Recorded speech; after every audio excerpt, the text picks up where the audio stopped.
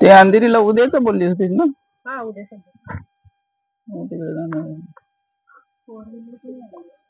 त्याला तर आम्ही जिथे जाऊ तिथे तुम्हाला घेऊन जातो.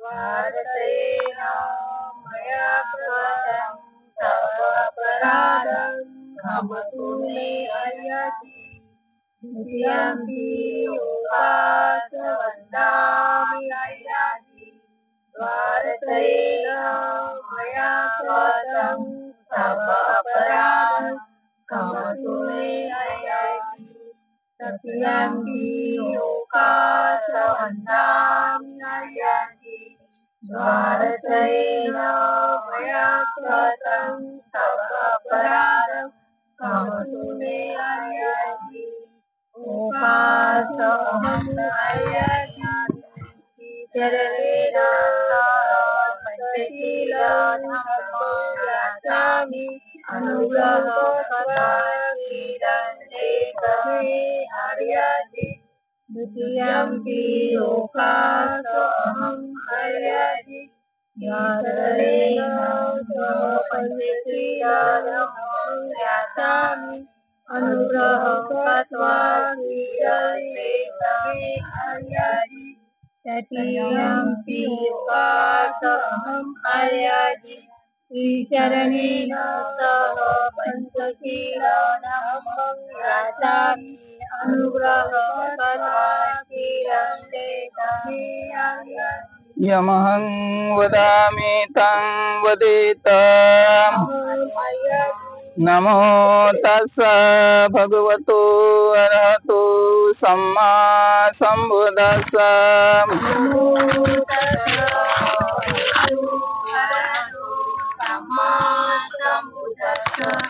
नमो तस्स भगवतो अरहतो सम्मा सम्बुद्धस्स नमो तस्स भगवतो अरहतो सम्मा सम्बुद्धस्स बुद्धं शरणं गच्छामि बुद्धं शरणं गच्छामि धम्मं शरणं गच्छामि धम्मं शरणं गच्छामि संघं शरणं गच्छामि संघं शरणं गच्छामि द्वितीयंपि बुद्धं शरणं गच्छामि द्वितीयंपि बुद्धं शरणं गच्छामि द्वितीयंपि धम्मं शरणं गच्छामि द्वितीयंपि धम्मं शरणं गच्छामि द्वितीयंपि संघं शरणं गच्छामि द्वितीयंपि संघं शरणं गच्छामि तृतीयंपि बुद्धं शरणं गच्छामि तृतीयंपि बुद्धं शरणं गच्छामि तृतीयंपि धम्मं शरणं गच्छामि तृतीयंपि संघं शरणं गच्छामि श्री शरण शरणागम संपूर्ण पाणातिपाता वीरमणि शिक्षापदं समादयामि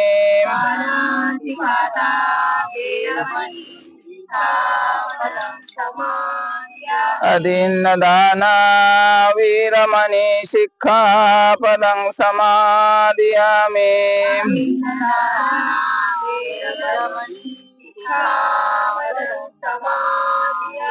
कामेषु मिच्छाचारा वीरमणि शिक्षापदं समादयामि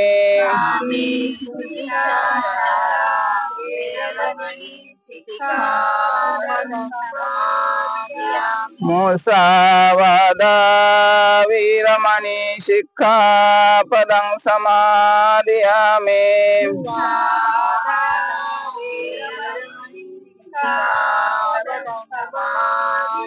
सुरामेरयमज्जपमादठाना वीरमणि शिक्षापदं समादयामि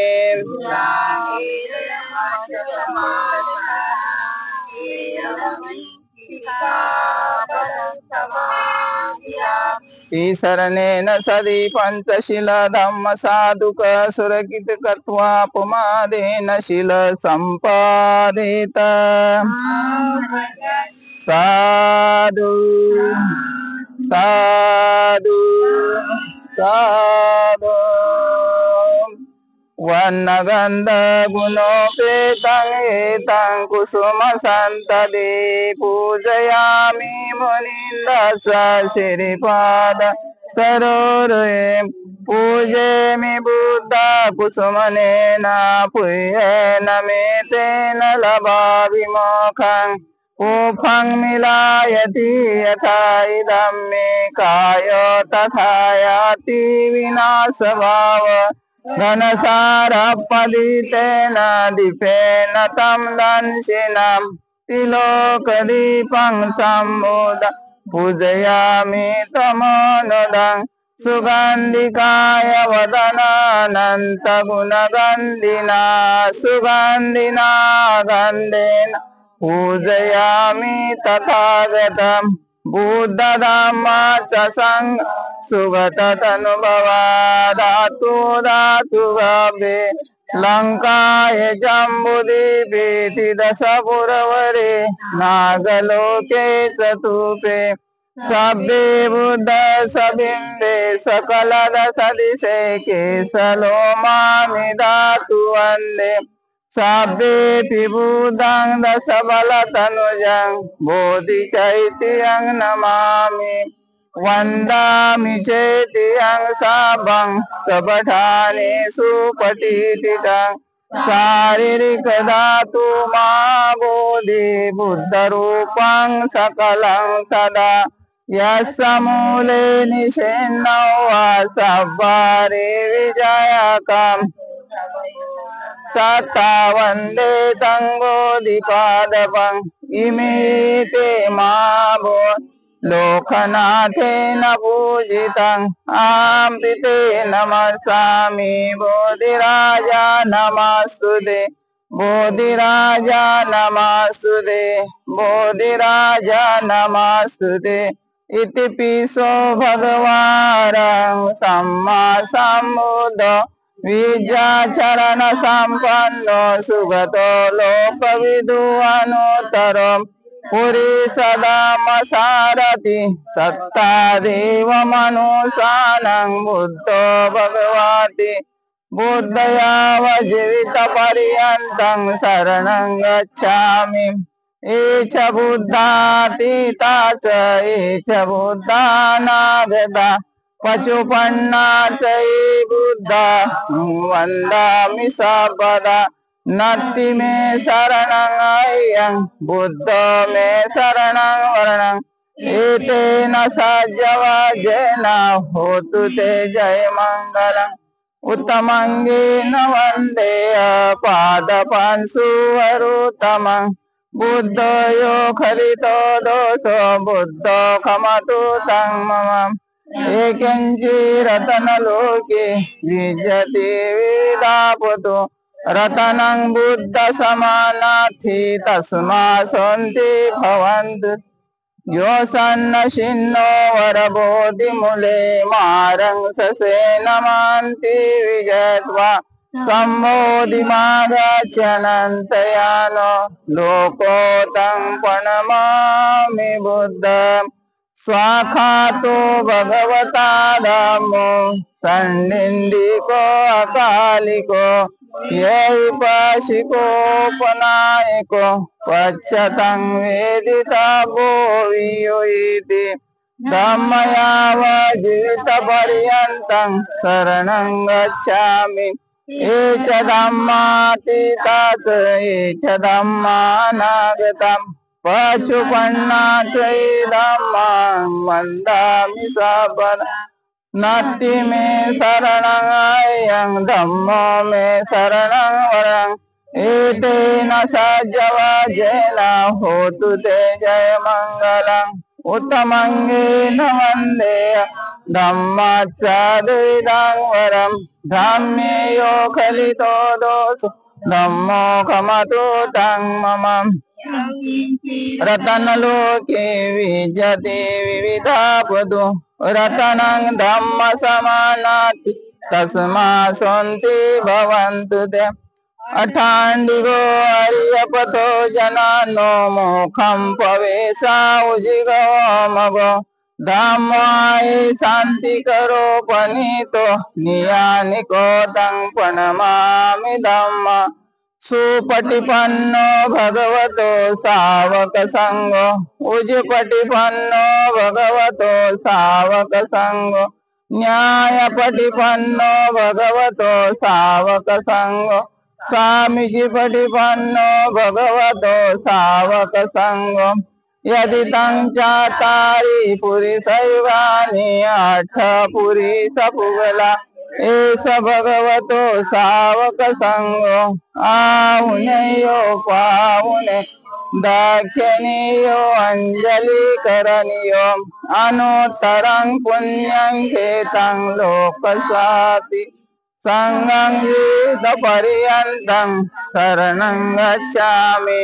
एच संगातीता च एच संगानागतम् पचुपन्नाचै संगाहं वन्दामि सबला नत्ति मे शरणं अयं संगो मे शरणं वरम् एतेन सज्जवाजेन होतु ते जय मंगलम् समंगेन वन्दे संगच्छति विदोतमम् संगे यो खलितो दोषो संगो खमतु तं मम यंकिंचे रतनलोके विजति विविधापदो रतनं संग समानाति तस्मा भवन्तु ते संगो विशुद्धो वरदाक्षिणेयो सन्त्रेन्द्रियो सबमलपयिनम् गुणैनेके समाधिपथो अनासो तं प्रणमामि संगम् सकल विजं विदुरयानं देवरूपं सुजीव विमल चाक्षु गंभीर गोसं गौरवर्णं सुखाय अभय चित्तं निभय कामं सुरत धम्म सुप्रेमं विरतराज्यं सुजननेतं भीमरावसरामि भीमरावसरामि भीमरावसरामि दिव्या प्रभारत्न तु साधु वरदान तु आद्य कुलभूषण तु भीमराजं सकल विद्यापति ज्ञान सतसंगति शास्त्र शासनमति बुद्धि तेजं पंकजा नरवरा रत्न सौजन्य उद्धरम् भगवन्तं साखरा भक्त काजं सवदार संगरी शास्त्र धरिता न करे कापलारी रुद्र रूपम मुक्तिपथ कोणता जिरण स्मृती जालिता उजालिला गतिका मार्ग साजम राष्ट्रघटना कृती शोभते भारती महामानव बोलती स्वार्थ संज्ञा शरण बुद्धास शरण धम्मास शरण संघास भीमराजा भीमराजा भीमराजा करनियमत कुशलेन यंत संत पदाभिसमेंच सको उजुचा सुजुचा सुवचा च सुदो अनितिमाने संतु सकोच सुभरोच आपकीच सल्लव कावती संत्रेंद्रियोच निपकोच आपगंब कुलेषु अनन्यगेदा न च खुद समाचरे किंचि नवीयो परे उपवदेयम् सुखिनो वाके मिनोन्तु सब्बे सता भवन्तु सुखितदा न परोपर निकुंभेत नाथी मैयाचा काथाची किंची ब्यारो सनापटी गसह्या नाय मैया सदुख मी जय माता येता नियपूतं आयुषायिक भूतं मनुरके एवं पेशा बलकस्मिन् मानसं भावये अपरिमाणं मेताच्या सबलकस्मिन् मानसं भावये अपरिमाण उद्धवदोचतिर्यञ्चे असंवादं अवेर सबदं दिटं जे निशिन्नो वा सयानो वा यावता सा विगतमेद यन्तसाते आदित्यया ब्रह्ममेतं विहार इदमावु दिडेच अनुपगम शीलवादासनेन संपन्नं कामेषु विनयगेदि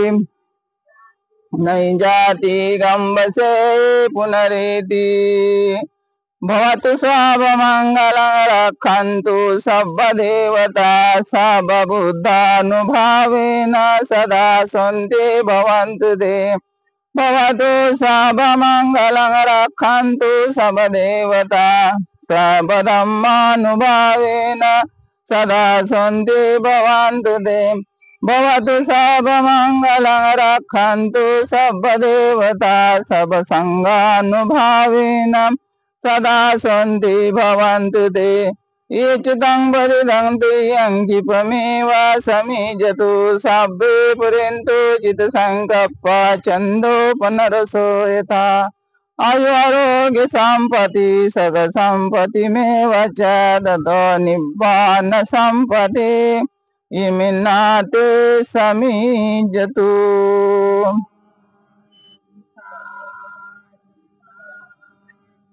मंगल हो, जय हो, कल्याण हो।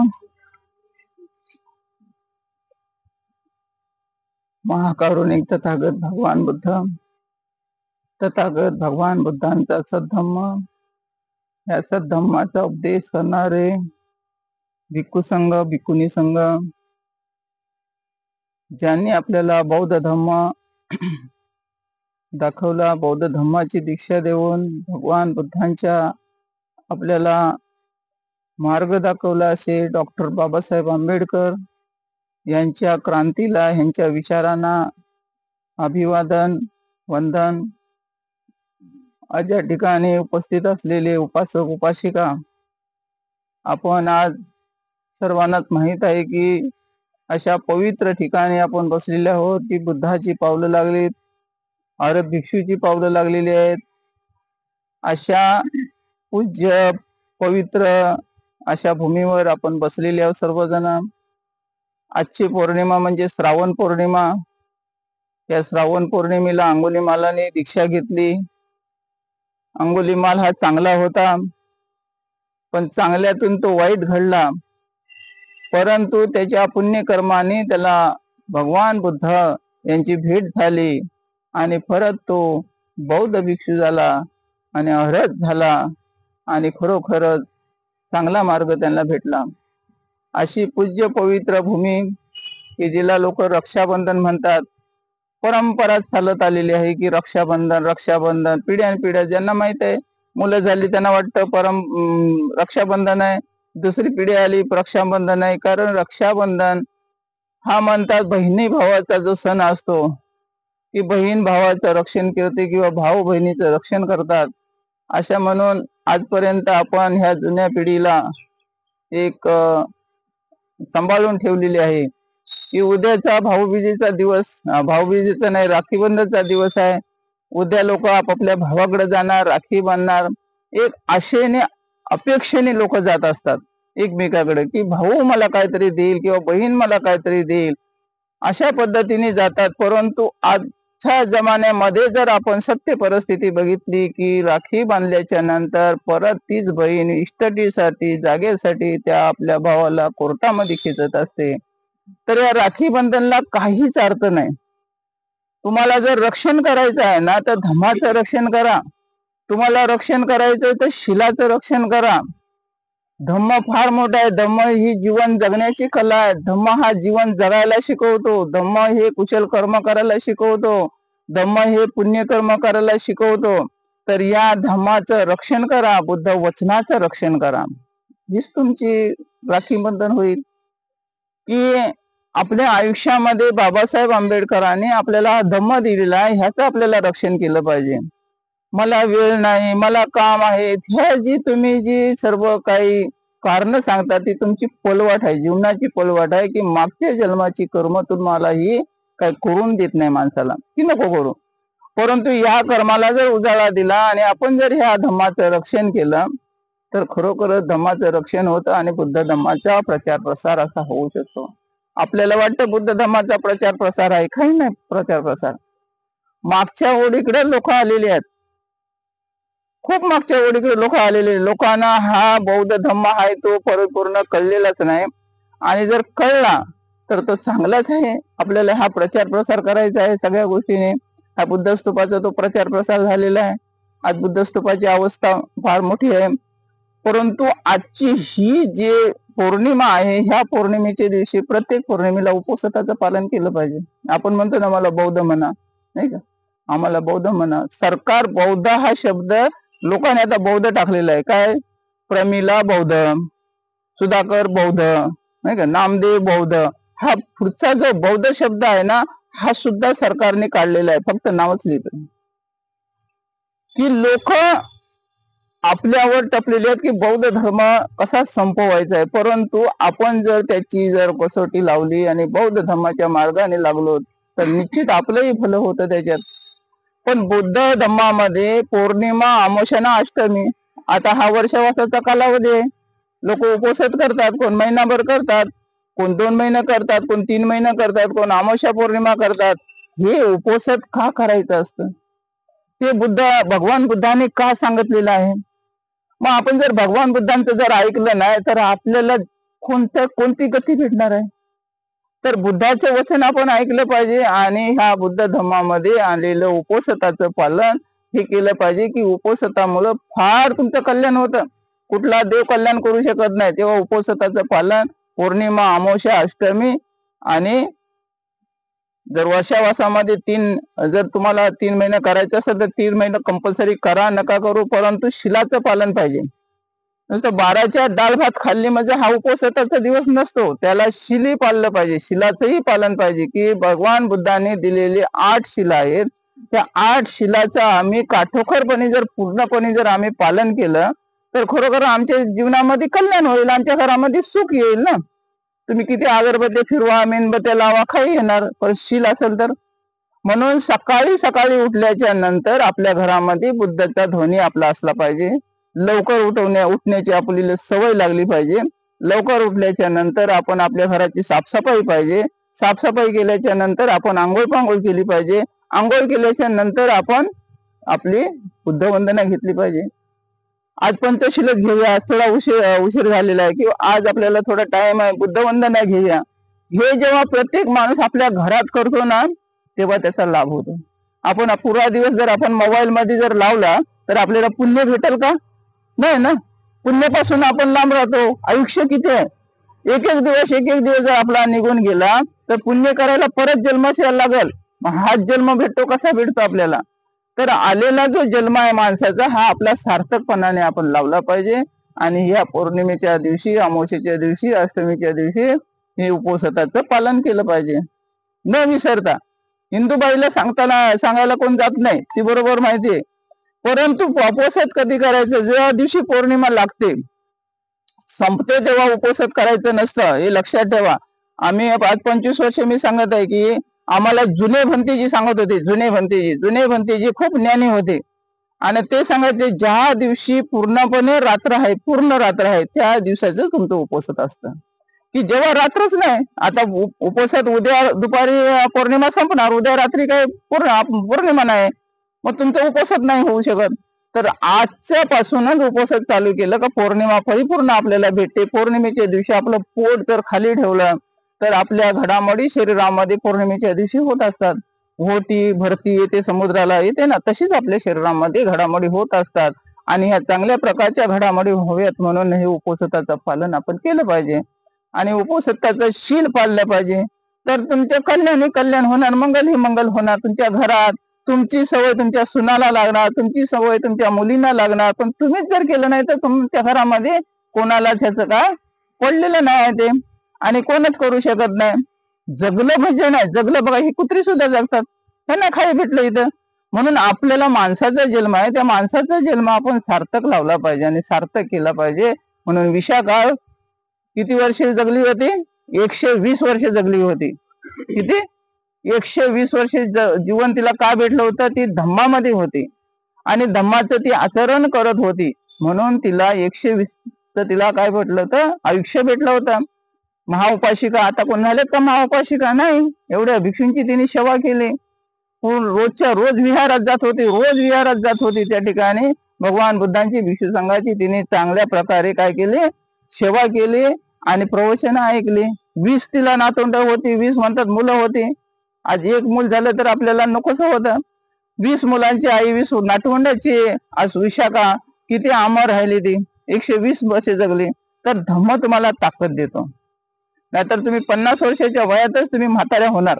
50 वर्षाच्या वयात तुम्हाला वाटेल उठता नाही, चालता नाही, गुडघे दुखतात, परंतु धम्म तुम्हाला बळ देतं. मग तुम्ही किती खा, परंतु त्याच्यामध्ये अजून धम्म जर असेल ना तर तुम्हाला खूप मोठं बळ देतं. म्हणून 75 वर्षाची म्हातारी, 75 वर्षाची भिक्षुनी गुरफा टेकडीला जाते. गुरफा टेकडीला तिथंच बोलते मला परत येऊ द्या म्हणून. माझी 2 झालं, मला तिसऱ्यांदा परत येऊ द्या म्हणून. किती? 75 वर्षाची. आणि 75 वर्षाची गुरफा टेकडीला जाते. की त्या गुरफा टेकडीचं विशेष वेगळं आहे की भगवान बुद्धांची आणि महाकाश्यपची भेट झालेली होती, शिवराची आदली बदली झालेली होती. आणि महाकाश्यप म्हणतात अजून जिवंत आहे, असं बोलतात की जेव्हा मैत्रेय बुद्ध येणार तेव्हा त्या परत त्या शिवरची अदला बदली होणार आणि मग परिनिर्वाणात महाकाश्यप जाणार. म्हणून सर्व लोक गुरफा टेकडीला पळतात. गुरफा टेकडीला म्हातारे झाले, टेकत टेकत बसत. एवढी पाडी आहे की महाकाश्यप जेव्हा बुद्धाला भेटायला जात असताना परिपूर्ण फट अशी बाजूला झाली आणि रस्ता झाला, मग त्याच्यातून जाताना दिसत पण नाही. हे ताकद कशाची आहे? तर धम्माची आहे. म्हणून धम्माचं आचरण चांगल्या प्रकारे आपण केलं पाहिजे.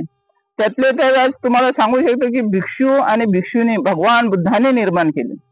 भिक्षू संघ आषाढ पौर्णिमेला केला निर्माण, आणि काही दिवसाच्या नंतर भिक्षुनी संघ निर्माण केला भाद्रपद पौर्णिमेला. परंतु भिक्षूही संपला होता, भिक्षुनी संपल्या होत्या. भिक्षू संघ आणि भिक्षुनी संघ हा जिवंत नव्हता. आणि जिवंत नव्हता, पण नंतर भिक्षू संघाची वाढ होत गेली, भिक्षू व्हायला लागले. बाबासाहेबांच्या प्रेरणेतून झाले. परंतु भिक्षुनी जेव्हा व्हायला लागल्या तेव्हा भिक्षुनींना भिक्षू काय करायला लागला? अपमान करायला लागला की आताच्या याच्यामध्ये काळामध्ये भिक्षुनी संघ नाही आहे. मग भिक्षुनी संघ जर नसेल तर महाप्रजापतींनी जी दीक्षा घेतली ती कशाच्या जीवावर घेतली? हे खोटं आहे का?